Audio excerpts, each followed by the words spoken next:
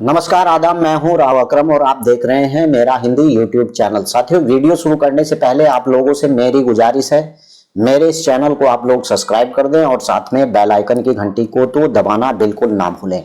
अगर इस वीडियो के माध्यम से आपको और कोई जानकारी मुझसे लेनी है तो डिस्क्रिप्शन में मेरा मोबाइल नंबर है, आप वहां से नंबर लेकर मुझे कॉल भी कर सकते हैं। तो चलिए आज की वीडियो में हम जानकारी करते हैं कि भूमि अधिनियम की धारा 143 क्या है। मैं आईपीसी की धारा 143 की बात नहीं कर रहा हूं, भूमि से संबंधित यानी भूमि अधिनियम की धारा 143 क्या है और क्या इसके अंदर प्रावधान है और जमीन की 143 क्या है, इसके बारे में जानकारी आपको विस्तार से इस वीडियो के अंदर दूंगा। लेकिन उससे पहले मैं आपको जानकारी दूं कि मेरे इस चैनल पर अगर कोई भी व्यक्ति नया आया है तो वह कृपया मेरी इस वीडियो को और मेरे इस चैनल को सब्सक्राइब कर ले। नया व्यक्ति, क्योंकि आगे मैंने और पीछे भी इस चैनल के अंदर इतनी वीडियो भूमि से संबंधित इतनी वीडियो डाल रखी हैं कि जिससे आपको हर एक प्रकार की जानकारी मिल जाएगी और आगे भी भविष्य में ऐसी वीडियो मैं इस चैनल के ऊपर बनाने वाला हूं कि आप लोगों के लिए यह चैनल की जितनी भी वीडियो है बहुत ही काम आने वाली है। तो चलिए वीडियो शुरू करते हैं और जानकारी करते हैं कि भूमि अधिनियम की धारा 143 क्या है और कैसे यह जो है इसका उपयोग होता है और किस प्रकार की यह धारा है और कैसे इसका आप किसी भी भूमि की 143 करा सकते हैं। तो चलिए विस्तार से शुरू करते हैं। साथियों, भूमि अधिनियम 143 यानी यह वह धारा है जिस जो भूमि कृषि योग्य भूमि हो, यानी कोई भूमि एग्रीकल्चर के काम में आती हो और उस भूमि के ऊपर आपको मकान बनाना हो या फिर उद्योग बनाना है, तो इस धारा भूमि अधिनियम 143 के तहत आपको परमिशन लेनी होगी।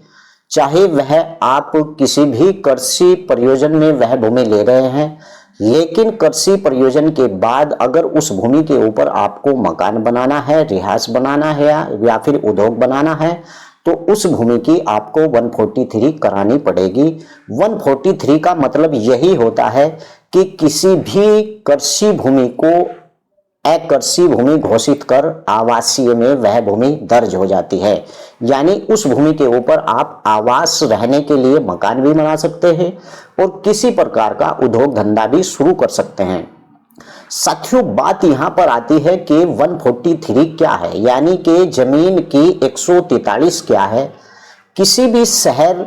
या उसके बाहर के इलाके या फिर गांव से गुजरते हुए आपने देखा होगा कि खेतों के बीच में फ्लैट बनाते रहते हैं लोग। खेती की जमीन कम होती जा रही है और पैसा और अच्छी लाइफ स्टाइल जीने के लिए हमारे किसान भाई भी यानी अपनी जमीनों का लैंड यूज यानी बदलाव कर उसे माफिया के हाथ या औजार बना रहे हैं। और आपको बता दूं कि खेतों की जमीन पर अब कॉलोनियां कटती दिखाई दे रही हैं। यह आप कहीं भी जाइए इसी प्रकार के यानी गोरख धंधे चल रहे हैं। और मैं आपको बताता हूं कि क्या आप जानते हैं इस बारे में कि किसान ऐसा करने के लिए कामयाब भी हो पा रहे हैं। वह किसान जो इस प्रक्रिया इसके तहत कृषि भूमि का लैंड यूज यानी चेंज किया जा सकता है। आज मैं आपको यानी इस जो है वीडियो के माध्यम से आप लोगों को जानकारी दूंगा कि इस वीडियो किस बात का ध्यान रखना चाहिए जो आप अपनी भूमि की 143 करा सकते हैं। जैसा कि आप लोग जानते हैं कि ढेर सारे किसान ऐसे हैं जो अपनी खेती की जमीन पर यानी कुछ और काम करना चाहते हैं, यानी कि जो कि खेती की संबंधित नहीं है, लेकिन अगर सीधे चाहे तो इसे शुरू नहीं कर सकता। इसके लिए उसे भू उपयोग यानी लैंड यूज में बदलना होगा और भूमि अधिनियम की धारा 143 के तहत यानी प्रशासन इसी कार्रवाई को अंजाम देता है। और दोस्तों, आपको यह भी बता दूं कि पहले अनुपजाऊ भूमि का उपयोग अन्य किसी कार्यों के लिए नहीं किया जा सकता था। उत्तर प्रदेश का मैं आपको एक उदाहरण देता हूं और बहुत से राज्यों के अंदर भी यही प्रक्रिया शुरू है कि यहाँ पर भूमि अधिनियम 2014 के संशोधन किया गया, यानी उत्तर प्रदेश के अंदर, और कृषि भूमि जो अन्य कार्यों के उपयोग लाने की इजाजत दे दी गई और इसी प्रक्रिया को निर्धारित कर दी गई। अब तो कई राज्यों में, यानी 143 अगर आप लोगों को करानी है तो कई राज्यों में यह सुविधा ऑनलाइन भी कर दी गई है। अब अपनी मर्जी से ही जमीन का उपयोग कर सकता है, यानी किसान, यानी किसके द्वारा? 143 के द्वारा। साथियों, जैसा कि मैंने आपको बताया कि धारा 143 के तहत कृषि जो भूमि होती है अकृषि भूमि के रूप में बदला जा सकता है और किसान अपनी मर्जी से, यानी इस भूमि को अपनी मर्जी से चाहे किसी काम के लिए भी कर सकता है, लेकिन जमीन उसी किसान के नाम रहती है। यह प्रक्रिया पूरी होने के बाद भी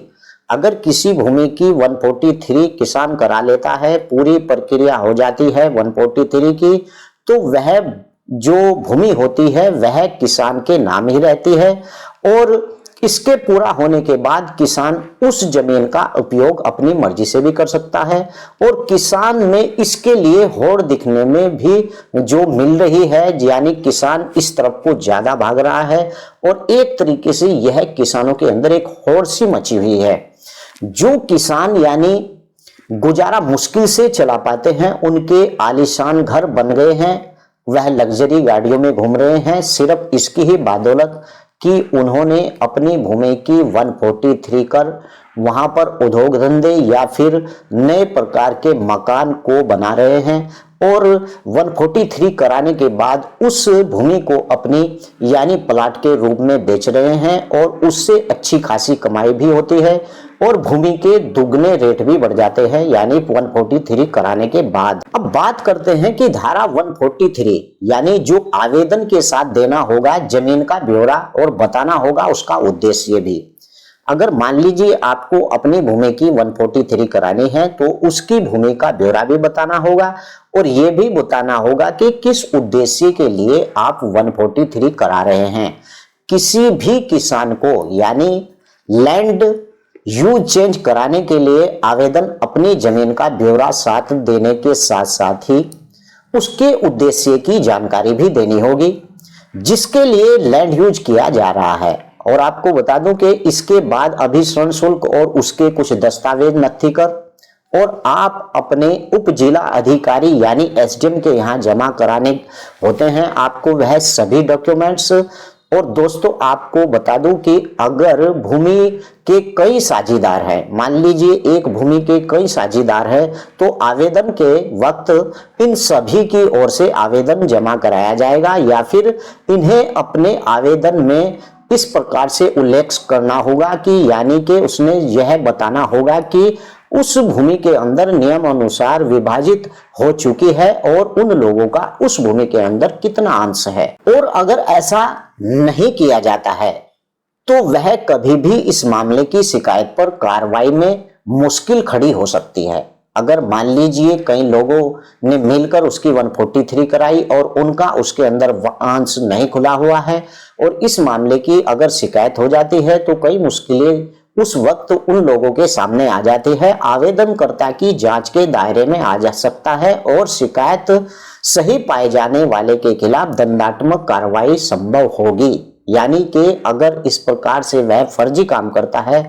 तो उस व्यक्ति के खिलाफ दंडात्मक कार्रवाई होगी और यह संभव भी है। इन सभी प्रावधानों के बारे में यानी कि भूमि अधिनियम के तहत विस्तार से जानकारी का प्राप्त होना भी बहुत ही जरूरी है। इसीलिए मैंने यह वीडियो आप लोगों के सामने अपने YouTube चैनल पर लेकर आया हूं और मैं आपको बता दूं कि 143 कराने के लिए किन किन दस्तावेजों की जरूरत भी पड़ती है। साथियों, धारा 143 के तहत कार्रवाई के लिए जो दस्तावेज जरूरी हैं इनका ब्यौरा इस प्रकार से है और इसके लिए पहचान प्रमाण पत्र यानी आइडेंटिटी प्रूफ और सेल डीड, आरटीसी के अधिकारों के किराएदारी और उसके फसलों का रिकॉर्ड और विभाजन कार्य अगर जमीन की विरासत में मिली हो तो उत्परिवर्तन यानी जो दस्तावेज हैं सर्वेक्षण मानचित्र और भूमि राजस्व शुल्क आदि भुगतान की प्राप्ति आवश्यक है। यानी जिस व्यक्ति के द्वारा 143 कराई जा रही है और उस व्यक्ति का नाम उस भूमि के अंदर है, तो उसका एक फोटो, पहचान पत्र, आधार कार्ड और गूगल में कई राज्यों के अलग अलग तरीके से हैं, यह आप वहां के लेखपाल से जानकारी ले भी सकते हैं। और कई राज्यों में यह ऑनलाइन सुविधा भी है। तो वहां पर आपको भूमि का नक्शा, भूमि की खतौनी, भूमि का खसरा और जो व्यक्ति जिसके नाम भूमि है उसका आधार, पहचान पत्र और एक फोटो लेकर ऑनलाइन जमा करना होता है और यही डॉक्यूमेंट्स लगते हैं यानी 143 कराने के लिए। और आपको एक बात और बता दूं, अगर एक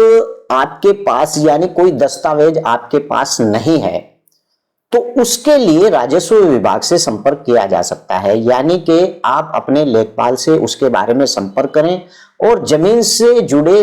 किसी भी कागजात की बात करें और निर्धारित समय अवधि के भीतर अपने संपूर्ण जानकारी लेकर वह आपको यह दस्तावेज मुहैया कराएगा, यानी आपका पटवारी लेखपाल। इसके लिए आपको निर्धारित शुल्क भी भरना पड़ेगा। इस प्रकार से आप अपने सारे डॉक्यूमेंट्स को इकट्ठा कर सकते हैं। अब जो बात आती है कि दस्तावेज की प्रामाणिकता की जांच साइट की से विजिट की जाती है, यानी ऑनलाइन अगर आप आवेदन करेंगे तो ऑनलाइन से ही आपके दस्तावेजों की जांच भी की जाती है। अब बात करते हैं कि क्या है धारा 143 के तहत कार्रवाई के फायदे, यानी अगर आप अपनी भूमि की धारा 143 के तहत उसके ऊपर कार्रवाई करते हैं तो उसके फायदे क्या है, यानी 143 के फायदे क्या हैं। साथियों, धारा 143 के तहत कार्रवाई के कई फायदे हैं, जैसा जमीन का सर्किल रेट मार्केट के हिसाब से तय होता है और भूमि चकबंदी के दायरे से बाहर आ जाती है और भू शुल्क से मुक्ति मिल जाती है और आदि इस प्रकार की कई ऐसे फायदों का काम होता है जो 143 के कराने से होता है। आशा करता हूं कि आज की वीडियो में मैंने आपको 143 कैसे कराई जाती है उसके बारे में विस्तार से जानकारी दी। आपसे बस यही गुजारिश है, अगर आप मेरे इस चैनल पर नए हैं तो मेरे इस चैनल को सब्सक्राइब कर दें और वीडियो को शेयर और बेल आइकन की घंटी को दबाना ना भूलें। तो चलिए अगली वीडियो में फिर हाजिर होता हूं। जय हिंद, जय भारत, खुदा हाफिज।